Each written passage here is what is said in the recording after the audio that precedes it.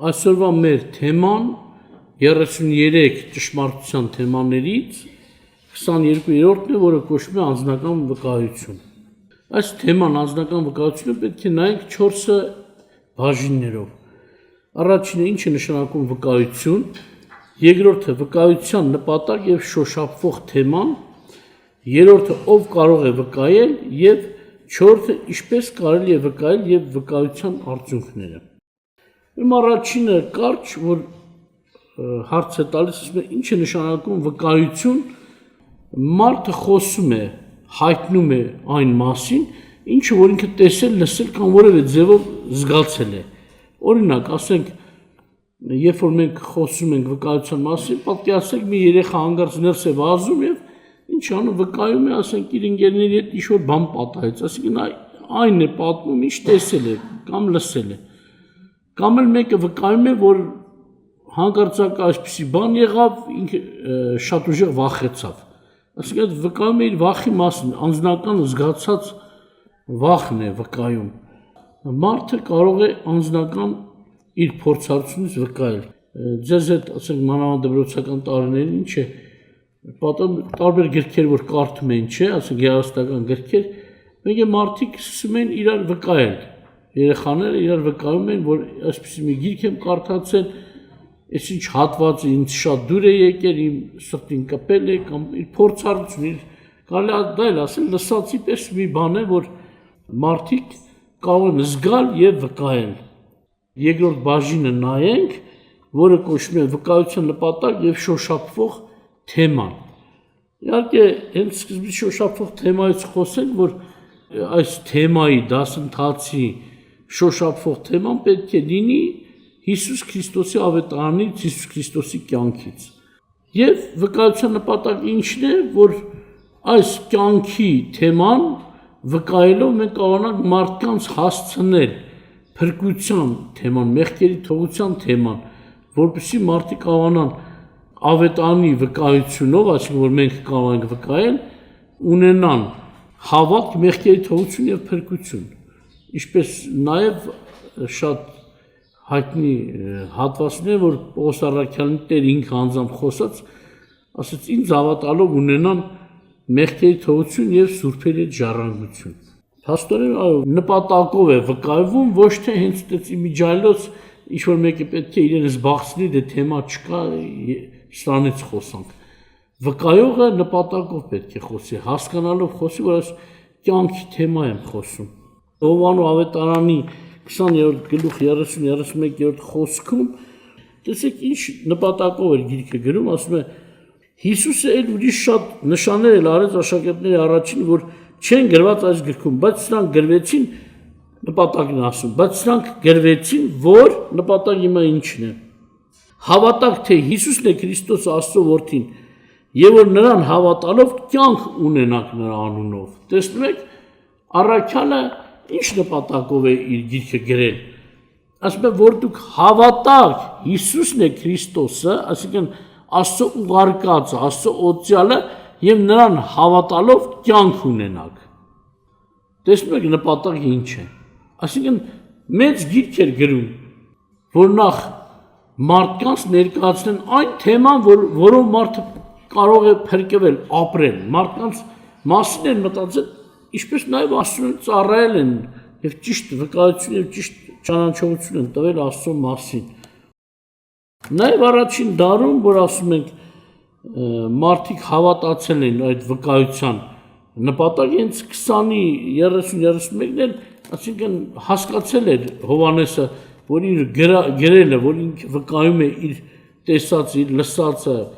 շոշափածը որևէ ձևով, նա գիտեր, որ ինչ հետևանք կթողի, մարդիկ կհավատան, կլինեն մարդիկ, որ կհավատան եւ հավատալով կյանք կունենան։ Իսկ Ղուկասի 1-ից 4-ում գրված է, ձեզ համար ուզում եմ կարդալ, ասում եմ, գրում է, ասում է, որովհետեւ շատերը ձեռնարկեցին մեր մեջ հաստատված բաների պատմությունը վերստին կարգել։ Ինչպես մեզ ավանդեցին սկզբում մնականատես եւ խոսքի սպասավոր լինողներ, եւ ես էլ, որ սկզբից բոլոր բաներին ճշմարտությունով հետևեցի, կամեցա կարգով գրել քեզ, ով պատվականը Թեոփիլե, որ իմանաս այս բաների ստուգությունը որ սովորեցիր։ Հետաքրքիր է, չէ՞ գրում։ Շատերը որոշեցին գրել։ Շատերը որոշեցին։ Մեր մեջ կատարած բաները հերթականությամբ թե կարգով ինչ կերպ գրել։ Ասում եմ, ես էլ որոշեցի գրել։ Եվ վկայում է, ինքը շատ բաներին ականատես է եղել, շոշափելի ձևով, սակայն բաներ կան, որ ինքը թեև ականատես չի եղել, բայց ականատեսների վկայությունն է իր մոտ գրանցել։ Ասենք Պետրոսի, Հովանեսի, Մաթեոսի, գուցե պատմել է որևէ մարդ, որ անձամբ այնտեղ ներկա է եղել։ Ղուկասը գուցե այդ պահին ներկա չի եղել, բայց ասում է, որը որ ես անձամբ ներկա եմ եղել այդ դեպքերին, որին էլ որ ականատեսների իրենք, որ ուշադրությամբ նայել են հետևել, նրանցից են վերցրել այս պատմությունները, որ գրել եմ քեզ, նպատակն ինչ է, որ իմանաս քո այդ ընդունած հավատքի պատմության ճշմարտության ստուգությունը, այսինքն ճշմարիտ լինելը։ Ղուկասը նաև աշխատանք է տանում Թեոփիլոսի համար, որ ինքը ավելի հաստատվի այդ հավատքի մեջ, որ ունենա ավետարանական կյանք։ Նաև Թեսաղոնիկեցիների առաջին գլխի 9 եւ 10-րդ համարներից կարդամ, այլ վկայության մասին է ասում,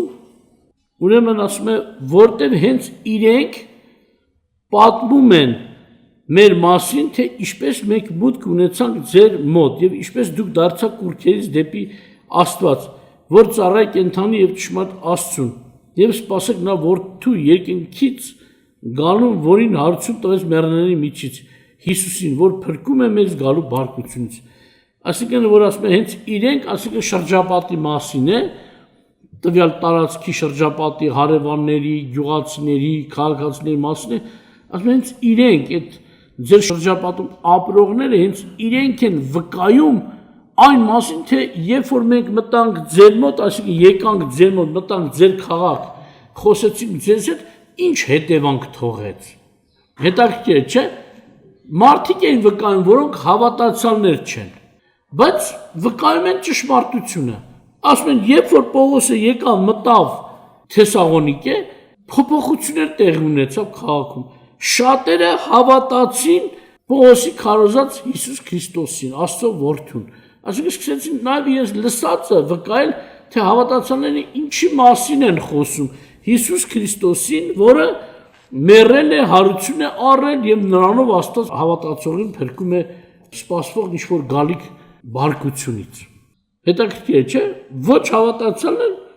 վկայում է իր լսածը, պարզ։ Ինչ է լսել, ինչ է տեսել, վկայում է։ Շատ ժամանակ գիտեք, ասվում է, եկեղեցու կանանցը թույլ չի տրվում, որ սովորեցնեն, չէ՞, այդպես խոսք կա։ Շատերը հասկանում են, որ ընդհանրապես կանանց բերանը փակ պետք է լինի։ Առաջնորդական այդ վարդապետական, ավետարանչական ծառայությունները չպետք է լինեն։ Այդ պարգևները ուրիշ բան են, վկայությունն ուրիշ բան է։ Մենք հիշում ենք, որ Մարիամ Մագդաղենացին ուրիշ կանայք, որ գնացել են գերեզման, չէ՞, առաջին վկաները Քրիստոսի հարության աշակերտներին իհարկե եղան կանայք, իսկ քահանաներին եղան զինվորներ, տղամարդիկ, նրանք էլ վկայեցին, որ Քրիստոսը հարություն առավ, սակայն աշակերտներին վկայեցին կանայք։ Իրենք ոչ վարդապետություն արեցին, ոչ խորը ուսուցումների մեջ խորացան, այլ ընդամենը ինչ տեսել, լսել էին, դա էին խոսում։ Մենք տեսանք դատալ գերեզման, մենք տեսանք քարը գլորված, մենք տեսանք հրեշտակներ, որ այսպիսի բան էին ասում եւ այսպիսի պատգամ էին տալիս, թե գնացեք Պետրոսին ասեք, գնան այն սարը, որտեղ որ նրանց հետ խաչվելուց առաջ պայմանավորվել է։ Եվ նման վկայություններ։ Այսօր էլ այո, մեր քույրերը կարող են իրենց վկայությունը տալ։ Զգուշացեցինք, չէ՞ որ անգամ Հակոբոսը ինքն էլ է զգուշացում, շատ Սուրբ Գիրքը շատ ասում է, շատ վարդապետներ մի եղեք, որ վարդապետների համար դատաստանը ծանր է լինելու։ Ինչու՞, որտեղ հնարավոր է մի լուրջ հարց ճիշտ չներկայացնես, որի պատճառով մարդ կհայթակղվի, կամ մարդ կորսվի, կամ մարդը սխալ կյանք ապրի։ Բայց վկայությունը դու ինչ տեսել ես, դա ես վկայում, չես հորինում։ Ուսուցման հարց չի, այլ վկայության հարց է։ Հովանու առաջին թուղթ, առաջին գլուխ 1-5 խոսքերում գրված է. Հովանեսը վկայում է իր վկայության մասին։ Ասում է այն, որ սկզբիցն էր, որ լսեցինք, ուշադրություն դարձրեք, մենք լսեցինք, որ մեր աչքերով տեսանք, որին նայեցինք, մեր ձեռքերը շոշափեցին, կենաց, այսինքն կյանքի բանի համար, եւ կյանքը հայտնվեց եւ մենք տեսանք, եւ վկայում ենք եւ պատմում ենք ձեզ հավիտենական կյանքը։ Հետաքրքիր է, չէ՞։ Մենք տեսանք հավիտենական կյանքը ասում եւ վկայում ենք այդ կյանքի մասին։ Հետաքրքիր է։ Մահկանացու մարդուն հայտնվել է հավիտենական կյանքը ֆիզիկապես շոշափելի, մեր ձեռքերով շոշափեցինք, աչքերով տեսանք, ականջներով լսեցինք, նրան նայեցինք եւ պատմում ենք, ասում է, այդ կյանքը հավիտենական կյանքը ասում է, որ հոր մոտ էր, այսինքն Հայր Աստծո մոտ էր եւ երևաց մեզ։ Այն, որ տեսանք եւ լսեցինք, պատմում ենք ձեզ, որ դուք էլ հաղորդակցություն ունենաք մեզ հետ եւ մեր հաղորդակցությունը Հոր հետ եւ նրա Որդի Հիսուս Քրիստոսի հետ է։ Եվ սա գրում եմ ձեզ, որ ձեր ուրախությունը կատարյալ լինի։ Եվ սա է այն ավետիքը, որ նրանց լսեցինք եւ պատմում ենք ձեզ, թե Աստված լույս է եւ ոչ մի խավար չկա նրանում։ Ինչ հետաքրքիր է գրում։ Մենք տեսել ենք, լսել ենք, շոշափել ենք եւ այլ եւ այլ։ Սակայն մեկ ուրիշ կարգի վկայություն է պատմում։ Նաեւ նրա վկայությունն են ձեզ պատմում։ Մի բան էլ կա, որ մենք չտեսանք, բայց ասում են պատմում ենք ձեզ նրա այն ասածը, որ նա ասում էր, Աստված լույս է եւ նրա մեջ խավար չկա։ Այսինքն Հիսուսն էլ է վկայել եւ մենք բացի մեր վկայությունից նաեւ ձեզ ենք փոխանցում Հիսուսի վկայությունը։ Հավիտենական կյանքը, որ Հոր մոտ էր, այսինքն ըստ Հովանեսի հավիտենական կյանքը Հիսուս Քրիստոսն է։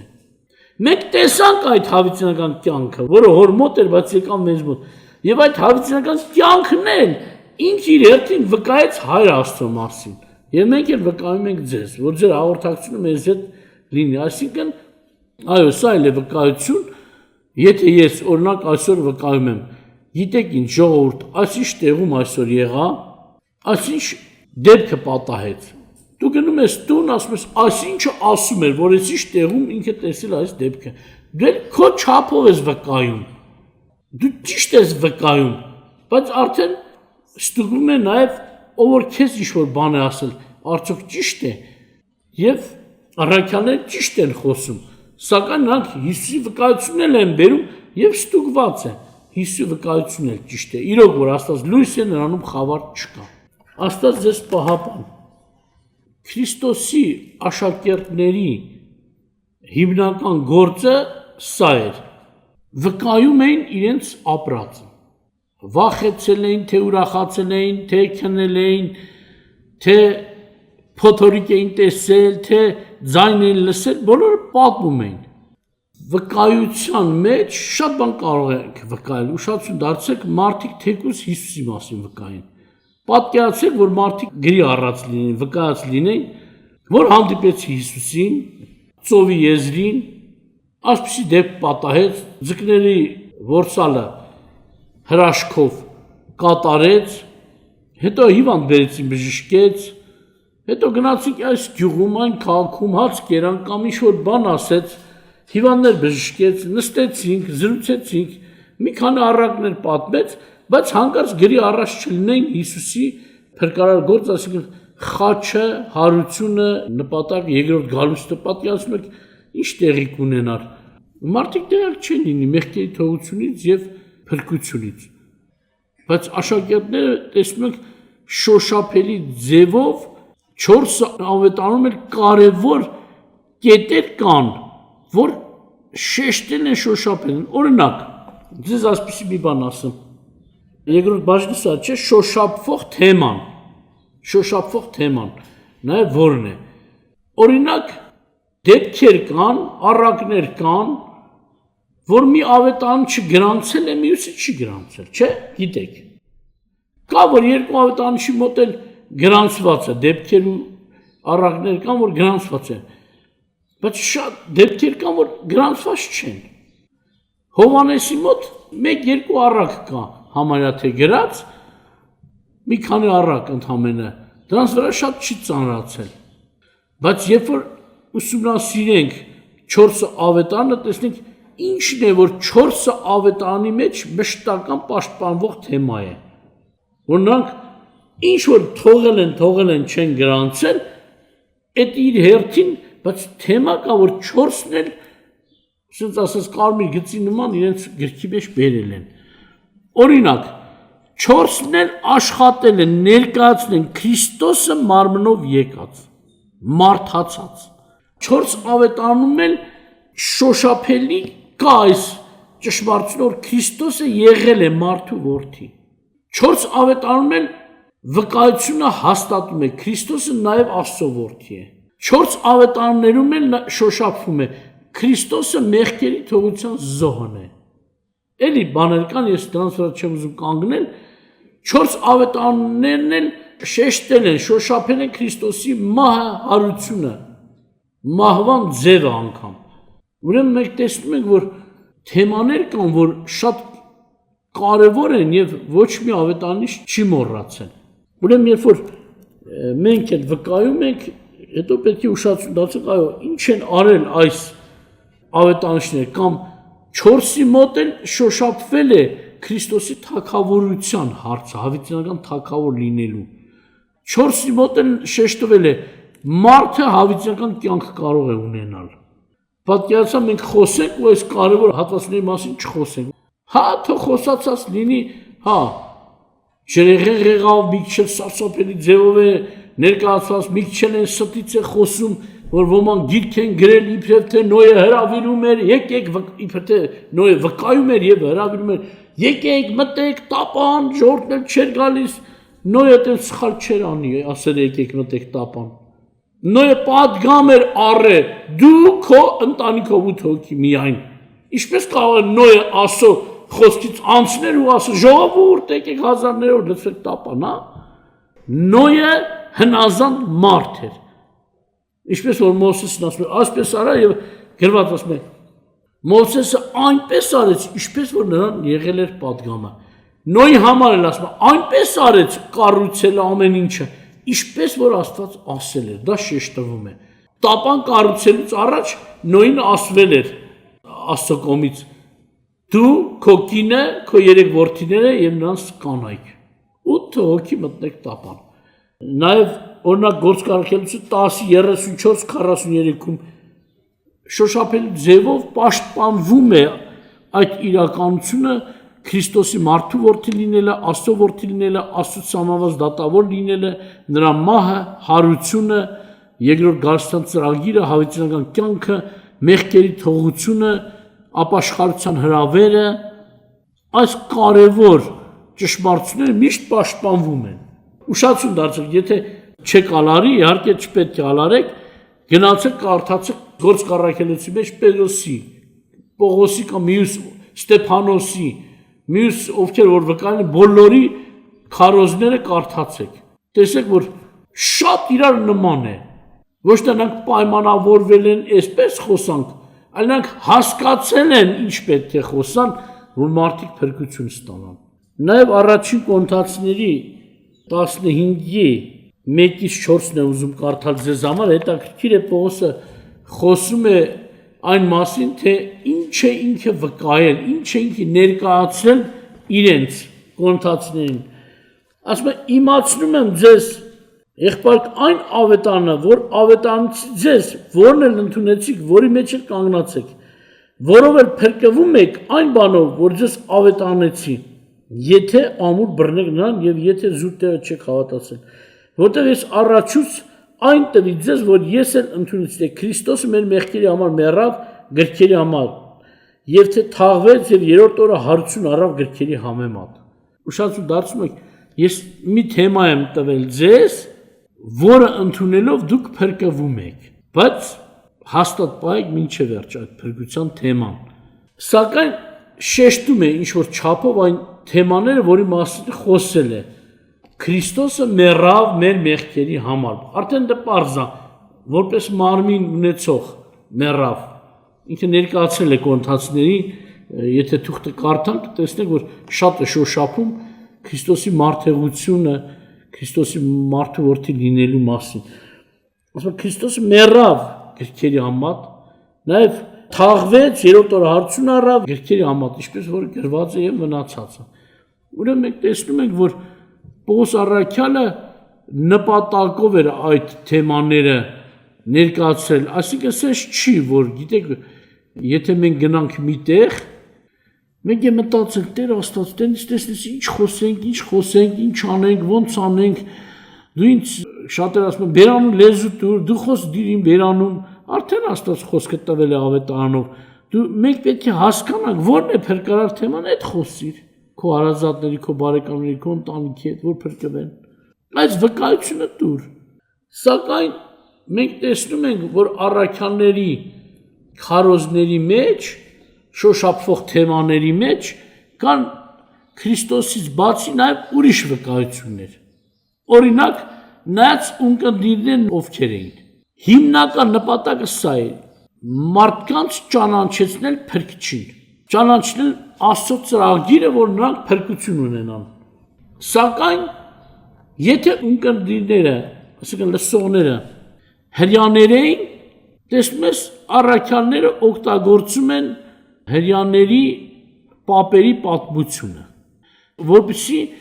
հրյան իրեն հարազատ զգա Աստծո հետ։ Չմտածի օտար Աստծո մասին են խոսում, օտար մեկի մասին են խոսում, հենց ձեր Աստվածն է, ձեր հայրերի Աստվածն է, եւ նրանց հարազատացնելով Աստծո հետ բերում էին արդեն փրկության թեմային։ Վերջո պետք է Հիսուս վկայվի, Քրիստոս վկայվի։ Իսկ եթե հեթանոսներ էին լսողները, նրանց պետք չէր հրյաների շատ պապերից խոսեն։ Սակայն հիմնականում էլի հարազատություն են ստեղծում Աստծո հետ, ինչպես որ ասում է, Աստված է մեր ստեղծողը, չէ՞։ Օրինակ 17-րդ գլխում գործարքն Պողոս առաքյալը որ խոսում է, ասում է աթենացիներին, Աստված է ձեր ստեղծող, Աստված է ձեր արարիչը, Աստված է ձեզ պահողը, նա է ձեզ կյանք ու շունչ ու ամեն բան տվողը, նա ձեր սեփական Աստվածն է։ Եվ սկսում է դրանից բերել Քրիստոսի փրկagorցությանը։ Այսինքն տեսնում ես, սկիզբը շաբլոն թեմաներ չէին, կարելի ասել։ Սկիզբը այնքան որ թեմաներ, որ մարդը տեսնի Աստծո հարազատությունը, բայց շարունակությունը հիմա մենք որ շաբլոն ասեմ չի նշանակում ռոբոտավարի, չէ, բայց կրկնվող պարտադիր թեմաներ են Քրիստոսի փրկagorցություն, Քրիստոսի անձը եւ փրկության գործը, որ բոլոր ազգերին սա պետք է քարոզվեր։ Աստված ձեզ օրհնի։ Երրորդ բաժինը մենք պետք է շոշափենք, նայենք այս մասին, թե ով կարող է վկայել։ Աստված ասում է որոշել է, որ Քրիստոսին հավատացող յուրաքանչյուր մարդ ունենա անձնական վկայություն Քրիստոսի մասին։ Թե կին, թե տղամարդ։ Ինչ դու ապրել ես հավատքիդ մեջ, ինչ ապրումներ, ինչ զգացումներ, ինչ տեսել ես, լսել ես, կարող ես վկայել։ Բայց իհարկե մենք հիշեցինք, որ վկաներ առաջին դարի ինչ հարցեր են հիմնականում շոշափում, կարող ես դու էլ շոշափել։ Օրինակ, տեսնում եմ, ասենք, շատերը թեկուզ գուցե պատահական է ստացվում նրանց մոտ, բայց ոմանց մոտ պատահական չի։ Օրինակ, տեսել եմ եղբայրներ, քույրեր, որ ուզում են վկայեն։ Անձնական վկայությունը։ Բնական է, հենց մի անգամից սկսես մեղքերի թողության հարցից, Քրիստոսի անձին վերաբերող շատ հարցից, շատերը չեն ուզում լսել։ Սակայն ոմանք օգտագործում են իրենց այն փորձառությունը, որ Աստծո հետ ունեցել, օրինակ, վկայում են, թե ինչպես ինքը հիվանդ էր եւ Աստված իրեն բժշկեց։ Եվ այդ թեմայից արդեն բերում են Քրիստոսի թեմային։ Այսինքն, այո, դու կարող ես օգտագործել ճշմարիտ թեմաներ, ոչ սուտ, ճշմարիտ թեմաներ, որ դա ոնց ասած հիմք հանդիսանա, խոսես այն անձի մասին, որը քեզ բժշկել է, որը քեզ նեղությունից ազատել է, որը փրկել է, որը քո կյանքում հրաշք արել։ Ուրեմն Հայտնության 19:10 ձեզ համար կարդամ, այդտեղ գրված է Հովհաննեսը վկայում է իր ապրումների մասին, ասում է եւ ես ընկա նրա ոտքերի առաջին, որ երկրպագություն անեմ, ինչ որ հրեշտակի։ Եվ նա ասեց ինձ. զգույշ կաց մի անիր այդ։ Ես ծառայից եմ քո եղբայրներին եւ քեզ, որ Հիսուս Քրիստոսի վկայությունը ունեն։ Տեր Աստծուն երկրպագիր, որտեվ վկայությունը մարգարեության հոգին է, այսինքն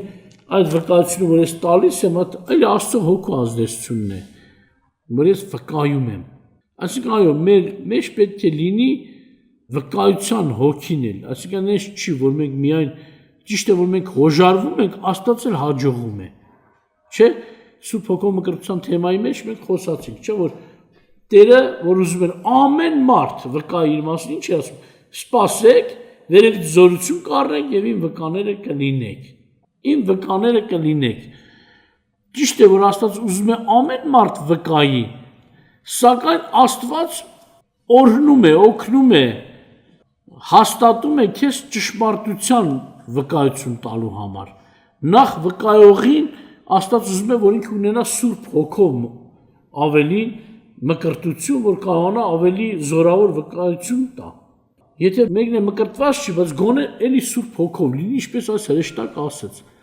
Աստծո վկայության հոգին է, որ ինձ վրա ազդել է, որ ես ծառայում եմ քեզ եւ քո եղբայրներին, եւ ինչ որ վկայում եմ, սա մարգարեական հոգին է։ Աստված ես պահապան, որ դուք իրոք Սուրբ Հոգու ազդեցությամբ վկայեք, ոչ թե ուղղակի մարդկային իմաստությունով։ Աստծո, չէ՞, Պողոսը հիշում եք, որ ասում է, ես Աստծո խոսքով եւ Աստծո հոգով ներկայացրի ձեզ Քրիստոսի ավետարանը։ Նաեւ Աստված ուզում է, որ վկայողը լինի, խոսքի մեջ ասացինք, չէ, ով լինի Քրիստոսին դարձած ամեն մարդ։ Քրիստոսին դառնալով մարդը գիտեք, որ վերստին ծնունդ է առնում։ Այսինքն, այսպես ասենք, Աստված ուզում է Քրիստոսի մասին վկայեն վերստին ծնված մարդիկ ավելին։ Գուցե ուրիշները կրկնեն, բայց նրանց վկայությունը այդ չի լինելու։ Ինչու, որովհետև մարդը, եթե վերստին չի ծնվել, հոգևորապես մեռած է։ Հոգևորապես մեռածը չի կարողանում զգալ այդ իրականությունը, այդ ճշմարտությունը, այդ օրհնությունը։ Եթե մարդը Աստծով չի ապրում եւ վկայում է, բնական է, այսօր եթե դու վկայես ճշմարտության մասին, հետո այդ վկայությունը ստացած մարդը երբ որ տեսնի դու ապրում ես ոչ այն կյանքով, որը կարծես թե ներկայացրել ես, ինչ պետք է ասի քեզ։ Դե եթե ճիշտ է դու պահիր։ Թեև ճշմարտություն է, բայց նա այդպես կասի քեզ։ Դրա համար Աստվածը վերստին ծնված մարդ լինի, ապաշխարած մարդ լինի, որպեսզի ոնց որ Տեր ասես, մարդիկ տեսնեն ձեր բարի գործերը եւ փառավորեն ձեր հորը, որ երկնքում է։ Իրոք ձեր վրա ասма խոսալու, վատ չարախոսելու բան չունենան։ Օրինակ Հռոմեացիների 10-րդ գլուխ 8-18-ը հետաքրքիր է ներկայացնում, ասում է, բայց գիրքն ինչ է ասում։ Մոտիկ է քեզ խոսքը, քո բերանում եւ քո սրտում է, այսինքն հավատքի խոսքը, որ մենք քարոզում ենք, որտեվ եթե բերանով Հիսուսին Տեր դավանես եւ սրտումդ հավատաս, թե Աստված հարություն տվեց նրան մեռելներից կապրես, քանզի սրտով հավատում ենք արդանալու համար եւ բերանով դավանում ենք փրկվելու համար, որտեվ գիրքն ասում է ամեն ով հավատա նրան չի ամանչի, որտեվ խտրություն չկա հրյայի եւ հույնի մեջ, որտեվ նույն Տերը ամենքի Տերն է,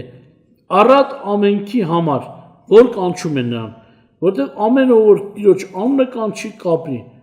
14-րդ խոսքից ասում արդ ինչպես կանչեն, եթե չհավատացին, եւ ինչպես հավատան, որից չլսեցին, եւ ինչպես լսեն առանց քարոզողի,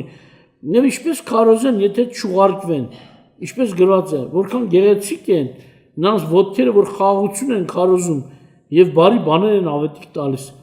բայց ոչ թե ամենք հնազանդ եղան ավետանին, որտեվ նորից Եսայի մարգարեությունը հիշեցնում, որ Աստված շատերի համար չընդունողների համար խոսք է ասել, սակայն ինչ ասում, հերթականությունը վերջամասից է գալիս, ինչպես կանչեն, եթե չհավատան, այսինքն պետք է հավատան, որ կարողանան Աստծուն կանչեն, ինչպես կանչեն, եթե չհավատան, ինչպես հավատան, եթե չլսեն, ինչպես լսեն, եթե խոսող չլինի, ինչպես խոսեն, եթե չուղարկվեն, հետաքրքիր է, չէ,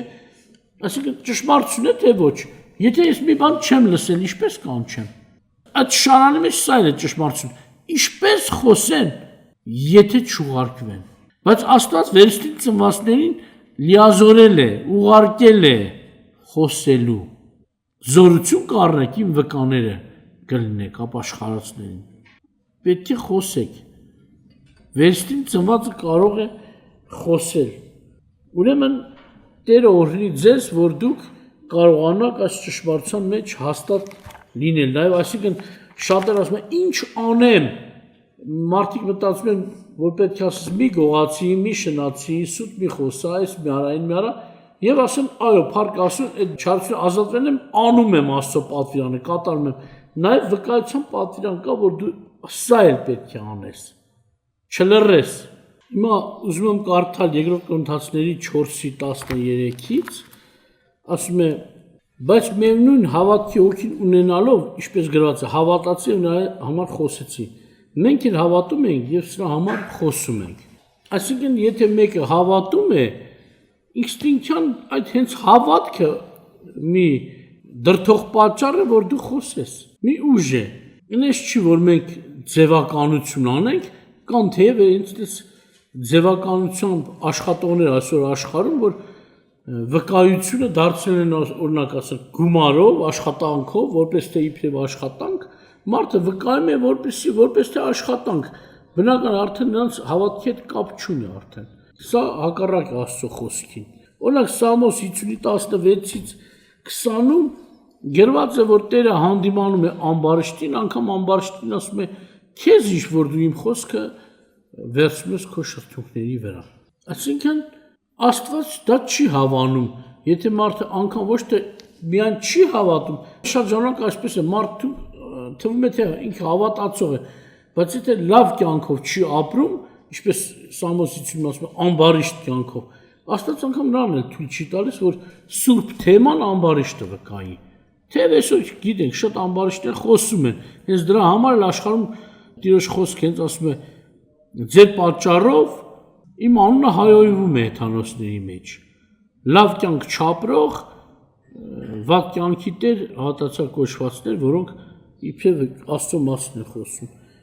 նաև Հռոմեացիների 2:21-ից 24-ը ձեզ համար կարդամ ասում է արդ դու որ ուրիշի սովորեցնում ես քո անձին չես սովորեցնում դու որ քարոզում ես չգողանալ գողանում ես որ ասում ես շնություն չգործել շնություն ես գործում դու որ կուրքերից գարշում ես սրբապղծություն ես անում դու որ օրենքով պարծենում ես օրենքի դեմ գործելով Աստծուն անարգում ես որտեղ Աստծո անունը ձեր պատճառով հայոյում է հեթանոսների մեջ ինչպես գրված է տեսնում ես ասում դու որ ուրիշին ասում ես մի արա ու դու էլ անում ես նույն բանը սա արդեն ոչ թե արժեք չունի այլ անգամ Աստված էլ բարկանում է նման մարդու վրա դրա համար Աստված թող շնորհք անի որ ամեն մեկս Տիրոջ ուզած մարդը դառնանք այսինքն ինչը որ ուրիշին ես ասում եմ մի արա մենք էլ այդ չանենք ինչպես որ ասում եմ պետք է լինեմ արդար լինեմ այդպես լինեմ նոր խոսեմ այս թեմայից մենք ինչ ենք տեսնում վկայելը Աստծո որդիների իրավունքն է եւ նրանց այդ իշխանությունը տրվել է վերևից այսինքն երկենքից ոչ ոք չի կարող նրանց արգելել եւ հենց գործարարությունից մեկի 8-ում Տերն ասում չէ ես ձեզ կտամ Սուրբ Հոգին դուք վերևից զորություն կառնեք եւ իմ վկաները կլինեք ասում երկենքից այդ զորությունը վկայության համար Պետրոսի առաջին թուղթ 2:9-ում 10-ում են գրված ասում է բայց դուք ընտիր ազգ եք ասում Աստծո նպատակը այս հարցում իր ժողովրդի հետ կապված ասում է բայց դուք ընտիր ազգ եք թագավորական քանացու սուրբ ազգ սեփական ժողովուրդ որ քարոզեք նա առաքինությունները որ ձեզ խավարից կանչեց իր զարմանալի լույսի մեջ որ դուք ժամանակով ժողովուրդ չեք բայց հիմա Աստծո ժողովուրդ եք որ ողորմած չեք բայց հիմա ողորմություն կտածներ այդպես է այդ իմաստով այսինքն դուք եք այսինքն դրանց Տերը ով է այսինքն ընտիր ազգ սեփական ժողովուրդ Աստված է արել բայց ինչու է այս գործարել նաև որ դուք վկայեք ասում են նրա առաքինությունները այսինքն դες այդտեղ չի ասում օրինակ եղբայրներ առանձին կամ հովիվներ կամ որևէ առաջնորդի չի ուղում բոլոր ժողովրդին է ուղում որ դուք ընտիր ազգ եք սեփական ժողովուրդ ոչ թե մի քանի ծառա եւ այդ ժողովրդին է իրավունք վերապահում որ խոսեն Աստծո բարիքների մասին, առաքինությունների, Քրիստոսի լավ գործերի մասին, Քրիստոսի պարզ է մանավանդ հավիտենական կյանքի ծրագրի մասին։ Իր մահը, թաղումը, հարությունը, խաչով գործը մինչև երկրորդ գալուստը։ Ուրեմն ձեզ իրավունք է տրված, սա ձեր իրավունքն է։ Հիշում եմ ժամանակներ առաջ, երբ որ ինձ արգելեցին, բայց դու իրավունք չունես ավետան խոսելու, ինչ-որ խմբի անուն տվեցին, իբրև թե այս երկրում ինչ խմբի մենաշնորհն է, ես ասացի, գիտեք ինչ, թե հիմա պետությունը իր գրանցումով, թե պետչատով, ասած ասած կնիքով, ումն է մենաշնորհ տվել, ես մի բան գիտեմ, սա Աստծո գիրքն է, պետության գիրքը չի մեկ, երկրորդը իմ իրավունքը Աստծուց է, ես վերստուծունդ ունեմ իմ հորից է, ես իրավունք ունեմ իմ հոր մասին խոսելու, վերջ։ Նաև ոչ թե միայն իրավունքն է հավատացյալների վերստուծված, այլ նաև պարտականությունն է, ոչ թե դուք միայն իրավունք ունեք խոսելու, այլ նաև պարտական եք խոսելու։ Սամարիայում սով էր, ասորական բանակը շրջապատել էր Սամարիա քաղաքը եւ այդ տեղի ժողովուրդը պատասպարվել էր այդ քաղաքի մեջ, պարիսպավոր քաղաք էր եւ այնքան երկար էր տևել այդ շրջափակումը, որ սով էր սկսվել։ Սով էր սկսվել, անգամ ասում է էշի գլուխը, որ այդ ժողովրդի հասկացողության, հավատքի համեմատ պիղծ էր համարվում, բայց սկսել են էշի անգամ գլուխը ծախել ուտել։ Կամ անգամ եղել է դեպք, որ կինը իր երեխային է կերել։ Պատկերացնում եք ինչպիսի սովի է հասել։ Եվ Աստված մի հրաշք արեց, ասորական բանակը փախավ, բայց ուտելիք հետ ամեն ինչը թողել էր տեղում։ Եվ մի քանի բորոտ կային այդ տարածքում, վարակիչ հիվանդություն էր բորոտությունը, եթե ընդունեն սովը քիչ էր, մի հատ էլ հիվանդություն տարածվեր։ Եվ հրաման կար օրենքով նմանները, եթե մտնում են ժողովրդի մեջ, պետք է քարկոծեն սպանեն։ Փաստորեն բացառվում էր, որ բորոտները գնան Սամարիա, իրենց ժողովրդի մոտ, որովհետև քարկոծվեն, եթե չքարկոծվեն, էլ իմաստ չունի, սովից կմեռնեն։ Եվ նրանք որոշեցին գնան ասորիների մոտ, թշնամու մոտ։ Այնտեղ մահ կամ ինչ-որ չափ ողորմություն, կամ մի կտոր հաց տան, մենք վերցնենք հետ քաշվի։ Եվ երբ որ գնացին, տեսան ամեն ինչ տեղում է, բայց բանակը չկա։ Աստված սարսափ էր տարածել նրանց վրա, փախել են։ Օրինակ ուզում եմ կարդալ 4 Թագավորաց 7:9, որ այդտեղ գրված է։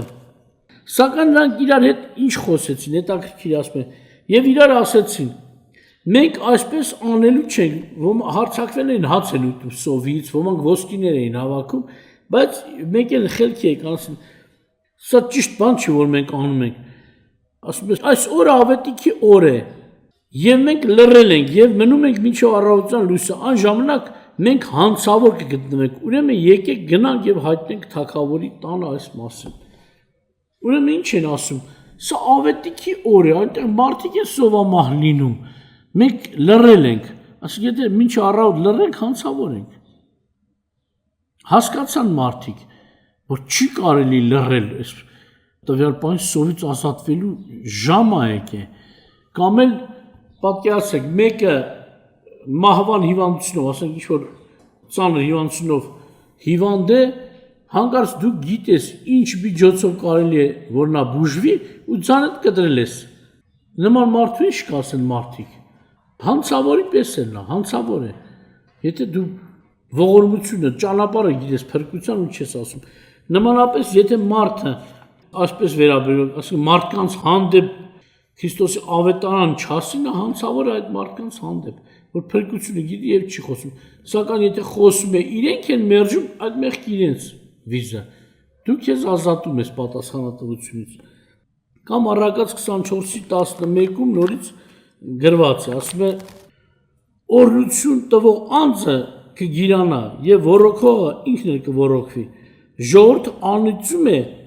ծորենը ետ պահողին, բայց օրհնություն է տալիս ծախողի գլխին։ Պատկերացնում եք, ժողովուրդը անիծում է ծորենը ետ պահողին։ Պատկերացա մեկը շատ ծորեր ունի սերմնացու եւ կարիք կա ժողովրդին չի տալիս։ Հիմա նման մարդիկ կան։ Ավելի լավ է թափենք, քան էժանացնենք տանք ժողովրդին, տենց են մտածում։ իրան X-տիկան իրենց վրա անեցք կա։ Կամ են մեկ ուրիշ հատվածում գրված ասում Մատթեոս 25-ի 14-30-ը առակով Տերը ասես չէ, մարդիկ կան նրանց համար չի վկայում, որ ասի դու գողություն ես արել, մարդ ես սպանել, շնություն ես արել, չէ, այդպիսի մեղադրանքներ չկան, բայց մեղադրանքը սա է, որ դու կարիքավորին չհասար։ Տերը ասում է սոված էի, ծարավեի, ասեմ անօթևանեի, մերկ էի, օտար էի, ասում է, եւ ասում է բանտում էի կամ հիվանդանոցում էի, դուք ինձ խնամք չտարաք։ Այդ չանողները հարց են տալիս Տիրոջ, ասում են, երբ մենք քեզ տեսանք այդ վիճակների մեջ եւ խնամք չտարանք, Տերը ասում է, այս փոքրերից մեկին չարիք, ինձ համար էլ չարիք։ Այսինքն իրականության մեջ հանցավոր է այդ մարդը, որի շրջապատում կարիքավոր կա, իսկ ինքը կարող է մի բան անել ու չի անում։ Նմանապես մենք տեսնում ենք, մեր շրջապատում մարդիկ կորսվում են, բայց հանկարծ ավետարանները ավետան չեն վկայում, լռել են իրենց համար։ Սա հանցանք է արդեն, թող հույս չունենան, որ Տերը կգա եւ իրենց որպես արդար կվերցնի, չէ՞, որպես մեղավոր կասի դու ոչ մի ողորմություն չարեցիր, բարիք չա, իմ ավետան իմանալով մարդկանց չասեցիր։ Աստված ձեզ պահի, ուրեմն վկայելը թե մեր իրավունքն է, նաև Աստծուց մեր պարտականությունն է, եթե այդ պարտականությունը չկատարենք, մենք պատասխանատու կլինենք, նորից հիշեցնում եմ, ասպես չի, որ հենց ամենտեղ շախտաս, Տեր ասում է 2-3 անգամ վկայիր, եթե չընդունի, դու ազատ ես, էլ մի շարունակի։ Մարդ կա որևէ անգամ ինչ-որ մեկին չի վկայել, թեկուզ այդ մարդը անհավատ է կոչվում, հարցնում եմ ինչու չես վկայում, օրինակ ու հարազատն են, ասում եմ Տերը չի ասի խոզերի շների առաջ ձեր մարգարեները մի գցեք, բայց ասում եմ Տերը այդ մարդկանց համար չի ասի, այն մարդկանց համար է ասի, որ արդեն պարզում է, որ Տիրոջ գանձի հետ, Տիրոջ խոսքի հետ խոզի եւ շան նման են վարվում։ Դու էլ մի քիչ, բայց դες մարդկանց ոչ խոսել ես, ոչ էլ գիտես ով են, խոզուշուն ես անվանում։ Գուցե խոսես ընդունեն, ինչ գիտես իրենք ինչպես կվերաբերվեն, բայց եթե արդեն 2-3, գուցե 4-5 խոսացել ես, բայց պարզում է, որ արդեն ինքը անարգող հայոյող է Աստծո սրբությանը, այդ դեպքում է այդ խոսքը, որ մի ասա։ Նրանցից հեռումն է։ Եվ 4-րդ բաժին այս թեմայի անձնական վկայության, սա է ինչպես կարելի է վկայել եւ վկայության արդյունքները։ Ինչպես կարելի է վկայել, երկրորդ բաժնում մենք նայեցինք հիմնականում ինչ թեմա է շոշափվում, չէ՞։ Եթե դու վկայում ես, ինչ թեմա շոշափես։ Հիմնականում Քրիստոսի, ասած ասում, մարդու որդի լինելը, Աստծո որդի լինելը, նրա մահը, հարությունը եւ երկրորդ գալուստը, եւ Քրիստոսով եղած այդ խոստումը, որ մարդը հավիտենական մեղքերի թողություն եւ հավիտենական կյանք կունենա։ Որ ասիկ առաքյալները ինչպես էին մոտենում, հрьяաների հետ ուրիշ կետերով էին մոտենում, ուրիշ թեմաներով էին մոտենում, ժողովրդին ուրիշ թեմաներով, ուրիշ ժողովրդին, ոչ հрьяաներին։ Ուրեմն մենք էլ կարող ենք օգտագործել տարբեր թեմաներ։ Տարբեր թեմաներ, օրինակ, ասենք, եղել է մարդ, որ հանդիպել եմ, հիշում եմ, ասենք, երբ որ ես փոքր էի, նրանց տատը հավատացյալ էր։ Բայց նրա մահից հետո ամբողջ ընտանիքը հեռու է հավատքից։ Եթե արդյոք է եղել նման մարդկանց հանդիպել եմ, ասում եմ, տատուց հիշում ես օրինակ։ Այս տատու մասին խոսքից գալիս ենք, Աստծուց ենք խոսում եւ Քրիստոսի փրկությունից ենք խոսում։ Կամ ասենք, եթե հիվանդ եմ եղել, մարդ հարցում է ինչպես բժշկվեցիր, անմիջապես պետք չի ասենց ասել, ասենց է, անպես է, այսպես է, բայց հանդարտությամբ կարելի է վկայել այդ ճշմարտությունը նաև ցույց տալ, թե ով քեզ բժշկեց։ Նմանապես տարբեր թեմաներ, օրինակ ասենք, մարդ կա երեխա չեր ունենում, աղոթքից հետո արդեն երեխա է ունեցել։ Թեկուզ իրենց հետաքրքրող թեմաները կարելի է խոսել։ Կամ եթե մեկը հիվանդ ունի տանը, հոգեկան հիվանդ է, օրինակ։ Խոսում ես, օրինակ ասենք, նման հիվանդներ բժշկվել են, բնական է, նա պետք է հետաքրքրի, ինչպես են բժշկվել, որտեղ են բժշկվել, ում ձեռքով են բժշկվել։ Առիթ է վկայես, որ մարդիկ կան, Աստծուն են հավատում, Աստծո խոսք են ասում, Աստծո խոսք են վկայում եւ եթե ընդունեք, այդ հիվանդը կբժշկվի։ Ձեր երեխան է կամ թոռնիկ է կամ ով է։ Ամենայն դեպս կարելի է տարբեր թեմաներից բերել Քրիստոսին կամ եղել է, որ ասենք, օրինակ օրենքի մարդիկ են, որ ամբողջ օր օրենքի հետ գործ ունեն, նրանք իրավաբաններ են, իրականության մեջ դրա մեջ ավելի էփված են Աստվածաշնչի մեջ օրենքների հարց կա։ Կարելի հենց իրենց հետաքրքիր օրենքներից խոսա, որ Աստվածաշնչում այսպիսի բան կա եւ այսպես է լուծումը։ Եղել են նման շատ դեպքեր է եղել եւ էլ չեմ ուզում հատ ասել թե ինչպես կարելի է բերել ավետարանին, հենց թեկուզ Տերը չառակներ է պատմել ցորենի, որոմի, ծովը գցած ուրկանի, այծերի ոչխարների կամ ասենք հարուստ ու աղքատի տարբեր թեմաներ կան, որ ներկայումս նման իրավիճակներ կան, հենց այդ իրավիճակներից կարելի է խոսել Աստծո խոսքը։ Բայց չմոռանալ, եթե սկսեք խոսել, այնպես չլինի, որ ասեք, ժամերով խոսեք, մեկ էլ վերջում էլ մոռացել եք փաստորեն թե փրկության թեման պետք է խոսեք։ Դա էլ չափ պետք է ունենա, գիտեք ինչ, եթե ես նախաբան եմ որոշել, իմ ասած սա է, եթե ես խոսում եմ մեկի բժշկությունից, մեկի օրհնությունից, որպես նախաբան, երբեք նախաբանը ընդհանուր թեմայից չպետք է երկարի։ Բայց հնարավոր է մարդը նախաբանը դնի մի ժամ նախաբան խոսի, 5 րոպե Քրիստոսի մասին խոսի ու վերջացնի։ Նախաբանը ընդհանուր դուր բացեց դու հիմնական թեմային գաս։ Ուրեմն այդ ձևը կարող եք օգտագործել, օրինակ Պողոս Առաքյալն եթե հрьяաների հետ էր խոսում, տեսնենք Աբրահամից, բայց հիմնական ծառակշիռ ժամանակը տալիս էր Քրիստոսին։ Օրինակ Աթենքում էլ երբ որ խոսած Գործք Առաքելոց 17:23-ում էլի այդ վկայության մի հատվածն է խոսում է հեթանոսներին արդեն այն իրենց բաժին եղող հաղորդակցությունը կամ Աստծո սեփականություն լինելը դրանից է խոսում եւ դուք հեռու չեք նրանից որտեղ նա բոլոր ազգերը մեկ արյունից արարեց ասենք հարազատացրեց Աստծո հետ սակայն Պողոսը մեկ ուշադրություն դարձնում որ հիմնական թեման տրամադրեց Քրիստոսին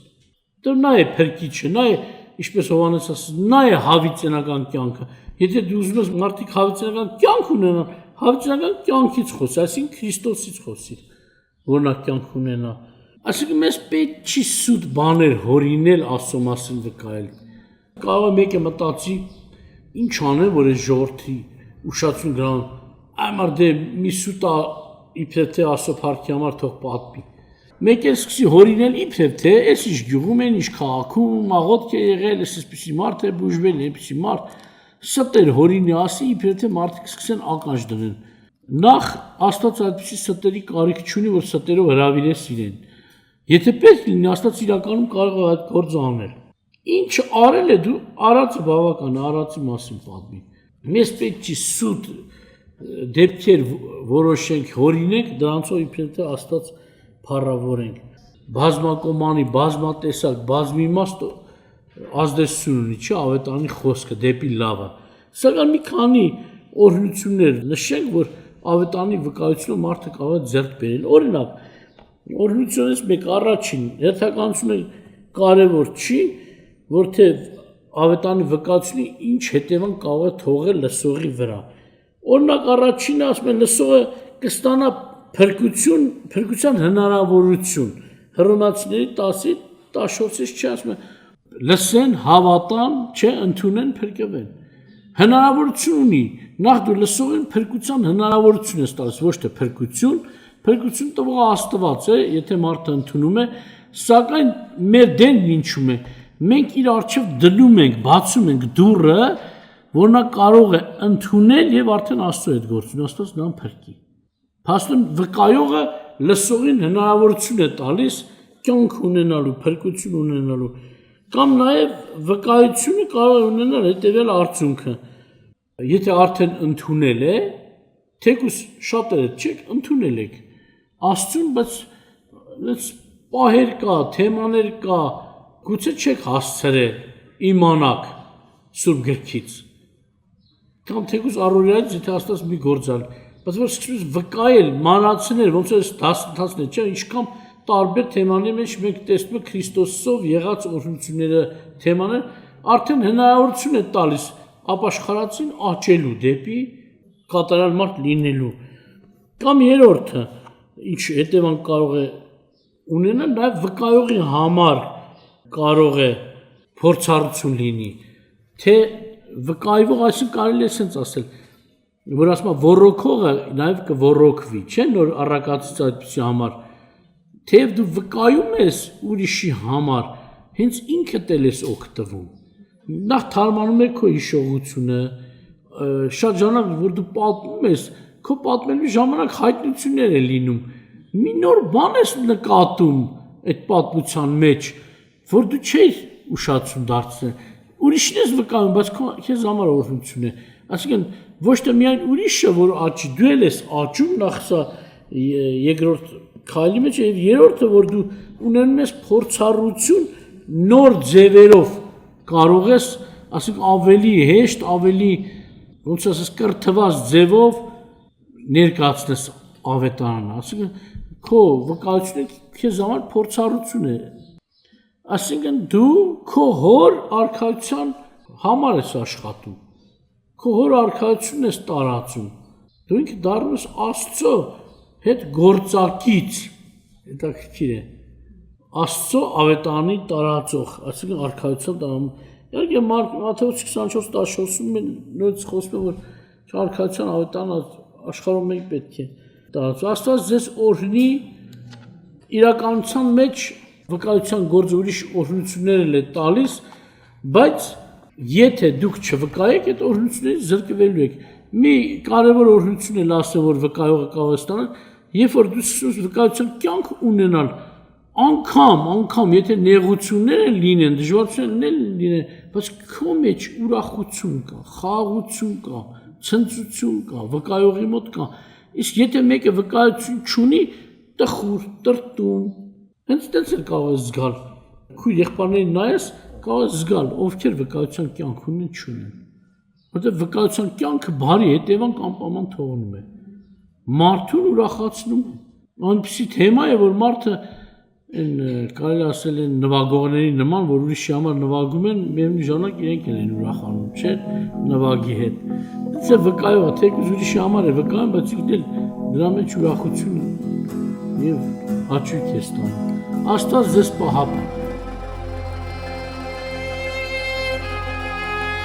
Ավետարան վկայելը Աստծո որդիների իրավունքն ու պարտականությունն է, որի հիմնական թեման Տեր Հիսուս Քրիստոսի փրկարար գործն է, որպեսզի արքայության ավետարանի տարածման միջոցով մարդիկ հավատալով ստանան փրկության հնարավորություն։